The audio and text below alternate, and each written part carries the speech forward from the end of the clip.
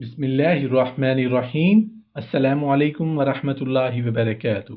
ہم بستری جمعرات کو کیوں ضروری ہے؟ حضرت عائشہ صدیقہ رضی اللہ عنہا نے عرض کیا، یا رسول اللہ صلی اللہ علیہ وآلہ وسلم، عورتوں کو تو بہت سا ثواب مل گیا ہے، مردوں کے بارے میں بھی ارشاد فرمائیے۔ یہ سن کر نبی پاک صلی اللہ علیہ وآلہ وسلم مسکرائے اور فرمایا، مرد اپنی عورت کا ہاتھ پکڑ کر مانوس کرتا ہے تو اس کے لیے ایک نیکی لکھی جاتی ہے۔ جو مرد پیار سے اپنی بیوی کے گلے میں ہاتھ ڈالتا ہے تو اس کے ہاتھ میں 10 نیکیاں لکھی جاتی ہیں۔ جب وہ اپنی بیوی سے مباشرت کرتا ہے تو دنیا ما فیہا سے افضل ہوتا ہے۔ جب غسل کرتا ہے تو بدن کے جس بال پر سے پانی گزرتا ہے اس کے لیے ہر بال کے بدلے میں ایک نیکی لکھی جاتی ہے اور ایک گناہ معاف ہو جاتا ہے اور ایک درجہ بلند کر دیا جاتا ہے، اور غسل کرنے کے عوض میں جو چیز دی جاتی ہے وہ دنیا و ما فیہا سے بہتر ہوتی ہے۔ اور بے شک اللہ تعالیٰ اس پر فخر کرتا ہے اور فرشتوں سے کہتا ہے کہ میرے بندے کی طرف دیکھو کہ ایسی سرد رات میں غسل جنابت کے لیے اٹھا ہے اور اس بات پر یقین رکھتا ہے کہ میں اس کا رب ہوں۔ تم اس بات پر گواہ رہو کہ میں نے اس کو بخش دیا۔ جمعرات اور جمعہ کو ہم بستری اور غسل کرنے کی ترغیب اس لیے دی گئی ہے کیونکہ مردوں کو نماز جمعہ کی ادائیگی کے لیے جامع مسجد جانا ہوتا ہے تاکہ آتے جاتے کہیں نظر پڑنے سے طبیعت میں کسی قسم کی پراگندی پیدا نہ ہو، اور خواہش نفس سے اطمینان ہونے کے سبب نماز اور خطبہ میں دل جمعی حاصل ہو جائے۔ حدیث نبوی صلی اللہ علیہ وآلہ وسلم ہے کہ مرد کا اپنی بیوی کے ساتھ اکٹھے ایک بستر میں سونا افضل ہے، علیہ یہ کہ یہ کسی ایک کو عذر ہو، اس لیے کہ مقصد ہم بستری کرنا نہیں بلکہ مقصد بیوی کے دل کو خوش کرنا ہے۔ بیوی کے دل کو خوش کرنے کے لیے ایام کے دنوں میں بھی اس کے قریب ہو جانا گویا انبیاء علیہ السلام کی سنت ہے۔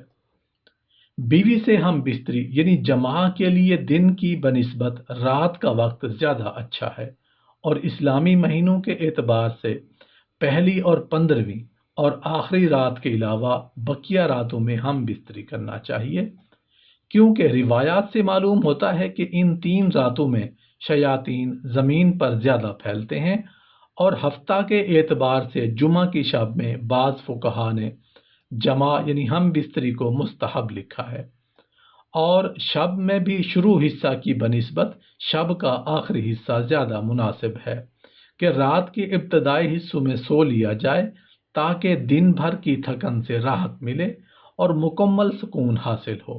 اور ایک فائدہ یہ بھی ہے کہ رات کا تھوڑا سا حصہ ہی جنابت یعنی ناپاکی میں گزرے گا، البتہ رات کا اتنا آخری حصہ بھی نہ ہو کہ پھر دوبارہ آرام کا وقت نہ رہے۔ کچھ دیر اس کے بعد بھی آرام کر لینا چاہیے۔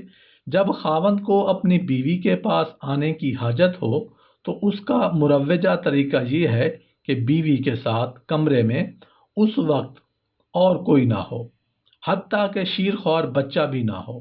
وہاں اگر بچہ سویا ہوا ہو تو کوئی مضائقہ نہیں۔ شریعت نے میاں بیوی کو اختیار دیا ہے کہ وہ دن میں یا رات میں کسی بھی حصے میں ازدواجی عمل یعنی مباشرت یا ہم بستری کو سر انجام دے سکے۔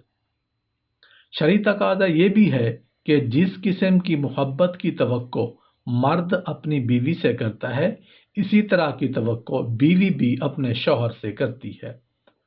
اخلاقی طور پر یہ مناسب نہیں کہ شوہر اچانک آئے اور اپنا مطلب نکال کر یعنی ہم بستر ہو کر جمع کر کے چلا جائے کہ بیوی بدستور تشنا رہے گی، جس سے اس کو تشویش اور حیرانی لاحق ہوگی۔ لیکن اگر اس ازدواجی ملاپ کو بخوبی سر انجام دیا جائے تو بیوی کے لیے بھی یہ مرحلہ آسان ہوگا۔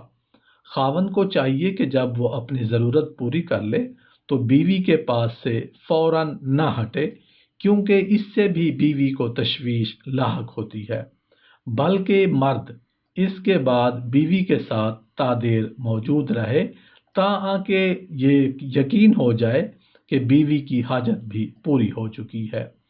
ازدواجی عمل کو پر لطف اور کارآمد بنانے کا مقصد عورت کے ساتھ نیکی اور احسان ہے، اور خیر اور احسان کا یہ عمل شوہر ہی کر سکتا ہے، کوئی اور کیوں کرے گا؟